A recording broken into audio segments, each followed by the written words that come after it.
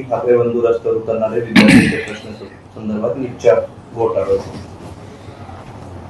उद्या उद्धव ठाकरे आणि राज ठाकरे साहेबांची तिरंगा रॅली आहे।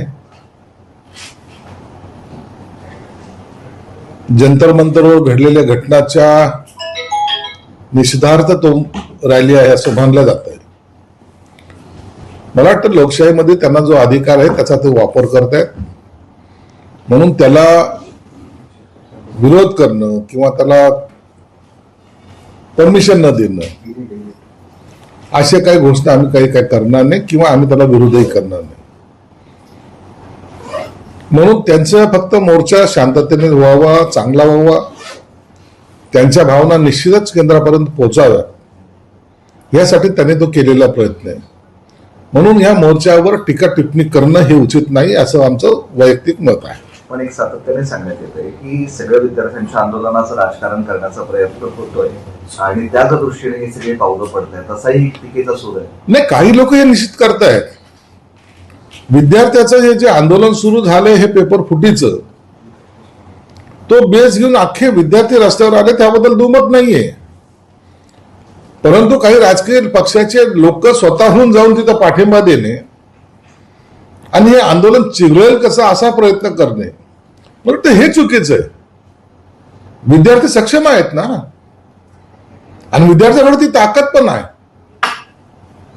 परंतु असे अनेक राजकीय पक्ष जेव्हा घुसतात ना, मग त्यांच्या स्वतःच्या अस्तित्वासाठी जर काही गोंधळ जर घडला, उडाला, तर मग तो पार्टीला बेनिफिट मिळेल या भावनेकडून ते पाहतात। म्हणून अशा आंदोलनामध्ये पार्टी व्यतिरिक्त आंदोलन हे पहिल्यापासून सुरू झालं होतं। त्या आंदोलनाचा खरा जो मर्म होता तो आता चुकत चाललेला, क्रम चुकत चाललेला आहे आणि इतर राजकीय पक्ष त्याला हायजॅक करण्याच्या प्रयत्नात आहेत। काल चंद्रकांत पाटील जे मंत्री आहेत राज्याचे ते असं म्हणाले की अंबाजोरला म्हणून फाशीची शिक्षा होत नाही, नीटमध्ये फक्त राजकारणच सुरू आहे। चंद्रकांत दादा सारख्या मोठ्या नेत्याने असं वक्तव्य करणं मला थोडंसं धक्कादायक वाटतंय। आंब्याची उपमा देणं मला वाटतं योग्य नाहीये। विद्यार्थ्याच्या ज्या काही भावना आहेत त्या आपण समजून घेतल्या पाहिजेत। आंबा चोरला म्हणून फाशी शिक्षा देतात, नाही देता येत ना, परंतु त्या आंब्याचा आणि त्या विद्यार्थ्याच्या आंदोलनाचा काय संबंध आहे मला कळालं नाही। परंतु कदाचित त्यांची ती लाईन असावी म्हणून त्यांच्यावर आम्ही माहितीमध्ये असल्यामुळे काही कॉमेंट्स करू शकत नाही।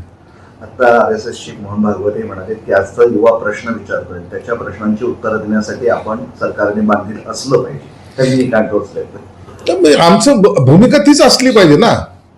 हे विद्यार्थी कुणाचे आहेत? आपले। हे विद्यार्थी कशासाठी लढतायत? स्वतःच्या हक्कासाठी। ह्या विद्यार्थ्यावर लाठीचार्ज कोण करतायत? पोलीसवाले करतायत। पोलीसवाले कुणाचे आहेत? सरकारचे आहेत। मग हा रोष कुणावर येईल? सरकारवर येईल। म्हणून अशा वेळेला विद्यार्थ्याकडे सहानुभूतीने पाहणं, त्यांच्या मागण्याचा विचार करणं ही जबाबदारी सरकारची आहेच ना आमची। आणि म्हणून अशा आंदोलनाला शांततेने आणि कोणताही अनुचित प्रकार घडू नये याची डोळ्यात तेल घालून आपण ते काळजी घेतली पाहिजे। एकाही विद्यार्थ्याचं डोकं फुटलं याचा अर्थ त्या तो जो आक्रोश नंतर तयार होतो, एखाद्याचा जर जीव गेला तर काय होईल, ह्या कल्पना जरी केल्या तर विद्यार्थी आज तुम्ही पाहत असाल आंदोलनामध्ये गोली मारो हमको मारत आलो असे जेव्हा म्हणतात तेव्हा त्यांची चीड, त्यांचा संताप हा आपण जाणून घेतला पाहिजे आणि सरकार म्हणून एक चांगली भूमिका आपण त्यात उठवली पाहिजे। सोनम वांगचूक यांनी आंदोलनाला सुरुवात केली, आता त्यांच्यावरच टीका होते डील केली म्हणून। ते स्पष्ट म्हणाले 26 दिवस मी उपाशी राहिलो नसतो जर मला डील करायची असती। त्यांचा एक राग दिसून आला। वांगचूकवर अशी टीका करणं हे गैर आहे। एक चांगला कार्यकर्ता आणि नेता म्हणून त्यांच्याकडे पाहिलं जातं, आदराने पाहिलं जातं। आणि इतक्या 26 दिवस एखादा उपोषण करणाऱ्या माणसाकडे अशा पद्धतीने त्यांच्यावर टीका करणं हे गैर आहे। तत्वाने जगणारी काही लोक जे असतात त्याच्यामध्ये वांगचूक एक आहेत। म्हणून मला तरी वाटतं की ते विरोधात जरी असले तरी त्यांच्या निष्ठेवर कुणीही शंका घेऊ नये। 3 वाजेपर्यंतची दुपारची वेळ दिली आता विद्यार्थ्यांनी, आयदर राजीनामा किंवा मग आंदोलन अजून पेटणार। आणि त्यात त्या तितक्यांना टायफॉइड झाल्याचंही निष्पन्न झालेलं आहे. सरकारने मला वाटतं अनेक ठिकाणी वाटेतून त्यांना बोलवण्याचा प्रयत्न केला, त्यांच्याशी चर्चा सुरू झालेल्या आहेत. मला वाटतं काही निर्णय आज कदाचित होईल पण असा एक अंदाज आहे. दिक्केने सुद्धा सांगेल की या आंदोलनामध्ये स्वतःची सुद्धा काळजी घ्या. आंदोलनाचं नेतृत्व करत असताना आंदोलनाचा जो मुखिया असतो तो आजारी पडण्याचं लक्षण हे योग्य नाहीये, ठीक नाहीये. याच्यासाठी औषधोपचार घ्या, चांगले तंदुरुस्त राहा. निश्चित तुमच्या मागण्याचा विचार केंद्र सरकार करेल. फडणवीस सरकारने मंत्र्यांची सुरक्षा जी वाढवली त्यावरती संजय राऊतांनी टीका केली. सर्वच मंत्र्यांनी जी सुरक्षा वाढवली, या सर्वांची सुरक्षा वाढवण्याचा निर्णय हा दूरदृष्टीचा आहे असं त्यांचं म्हणणं आहे. कारण महाराष्ट्रात नव्हे तर देशात वातावरण बिघडलंय, नेत्यांनी बाहेर फिरू नये, बाहेर वादळ घुमतंय, गंभीर परिस्थिती निर्माण झाली, त्यामुळे मंत्र्यांनी काळजी घ्यायला हवी आणि केंद्र सरकारने लष्कराची मदत मागवायला लागेल अशी स्थिती आहे. संजय राऊतला कधीही सगळं पिवळंच दिसतं, त्याला कावळी झालेली आहे. त्याला आम्ही कोणीही सुरक्षा मागितलेली नाही. सरकारला ज्या ज्या लोकांना देवाशी वाटते त्यांना सरकार देत असतं. परंतु विद्यार्थी हे आमचे आहेत, विद्यार्थी हे त्यांची जागिरी नाही, विद्यार्थी हे आमचे आहेत, आपल्या सर्वांचे. म्हणून विद्यार्थ्यापासून भीती आहे असं समजणं चुकीचं आहे असं माझं संमत आहे. विद्यार्थ्यांशी संवाद करू शकतो आम्ही, कधीही त्यांच्या समोर जाऊ शकतो. ते काही पर्याय नाहीत, ते काही अतिरेकी नाहीत, ते काही दुसऱ्या देशातले नाहीत. म्हणून त्यांची भीती आम्हाला वाटते असं जर कुणाला समजत असेल काही लोक, तर त्यांनी त्यांची सुरक्षता पाहावी. आम्ही आमच्या आणि विद्यार्थ्याचं असलेलं नातं हे तेवढं जिव्हाळ्याचं आहे आणि म्हणून आम्हाला सुरक्षितेची तशी गरज नाही. काल बैठक झाली मोदींची, त्यात अशी एक चर्चा झाली या सगळ्या गोष्टी की आता सगळ्याच मंत्र्यांनी इंस्टाग्रामवर छोटे छोटे व्हिडिओ टाकावे, इथे शासकीय योजनांचे आता रील्स बनवावे, यातूनच आपण तरुणांपर्यंत पोहोचू शकतो या निष्कर्षापर्यंत हे आले. म्हणजे आंदोलनातून एक धडा घेतलेला दिसतोय.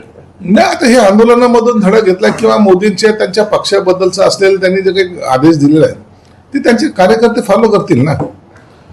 काय करावं हा त्यांच्या पक्षाचा अंतर्गत प्रश्न येतो. मोहन भागवतांनी पण काल एका विषयावर बोलताना असं की नवी पिढी प्रश्न विचारते, तिला केवळ आदेश देऊन चालणार नाही.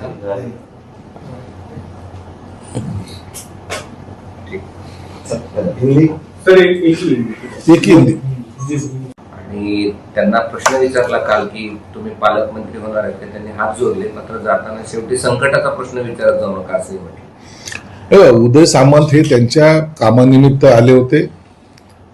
प्रत्येक विभागामध्ये प्रत्येक मंत्री हा जात असतो. मी सुद्धा तर अनेक ठिकाणी जातो. मी सोलापूरला गेलो, मी माझ्या ठिकाणी माझे काम केलेले. मी कधी पुण्याला जात असतो. मंत्री येणं आणि त्यांच्या विभागाच्या बैठका घेणं हे साहजिक आहे आणि त्याच्यासाठी तुम्ही आमच्यातलं काही राजकारण आहे किंवा ते आले त्याला काही पालकमंत्री व्हायचं असातला कोणताही भाग नसतो. आणि अखेरला पालकमंत्री जर कुणाला करायचं असेल तर एकनाथ शिंदे साहेब ठरवतील ना. चक्रा मारल्याने थोडे पालकमंत्री होत असतात. मंत्री येण्या जाण्यामुळे आक्षेप नाही, पण त्यांचा जो शहरातला वावर आहे किंवा जिल्ह्यातला वावर आहे तो प्रचंड पटीने वाढलेला आहे. तुमचे नेते शहरातले जिल्ह्यातले त्यांच्यासोबत सातत्याने दिसतात म्हणून हा प्रश्न पडला. नाही दिसू दे ना. आमच्या जिल्ह्यातले नेते तुम्हाला जर खासदार आमदाराबद्दल बोलायचं असलं तर ते असले पाहिजे. ह्याचे प्रोटोकॉल त्यांनी राहिलं पाहिजे. मंत्री आपल्या पक्षाचा येतो, काही गैर नाही. आणि म्हणून मी त्याला कॅज्युअली घेत असतो. ते त्यांच्या कार्यक्रमामध्ये व्यस्त होते का, मी माझ्या कार्यक्रमामध्ये व्यस्त होतो. म्हणून आमच्यामध्ये काही मतभेद आहे असं समजण्याचं कोणतंही कारण संकटही नाही ना. संकटाचा काय प्रश्न आला. संकटाचं सांगून येत नसतं. म्हणून ते त्या संकट येतील जातील याची चिंता करत नाही. परंतु आमचा तसं कोणताही मतभेद नाही. असं आहे की पंढरपूरची पूजा साधारणपणे करतात पालकमंत्री असं दिसतं. म्हणजे भुमरेंनी केली, तुम्ही पण गेल्या वर्षी केली, या वर्षी त्यांनी केली, त्यामुळे हा सगळा नाही पंढरपूरच्या छोट्या पंढरपूरची जे काही पूजा असते ती दरवर्षी प्रत्येक पक्षाच्या वेगवेगळ्या नेत्याला बोलवलं जात असतं. आता अनायशा भुमरे पालकमंत्री होती म्हणून त्यांनी केली, अनायशा मी पालकमंत्री होतो म्हणून केली. परंतु आजही मी दिवसभर तिथं पंढरपूरमध्ये राहणार आहे. म्हणून अशा पूजा काँग्रेसच्या खासदारांनी कल्याण काळेने केली, अंबादास दानवेने केली. या सगळ्यांना एकेकाला बोलून एक त्यांच्या हाताने पूजा व्हावी हा त्याच्या मागचा उद्देश असतो. जाणून बुजून हे कोणतीही केलं जात नाही. धन्यवाद.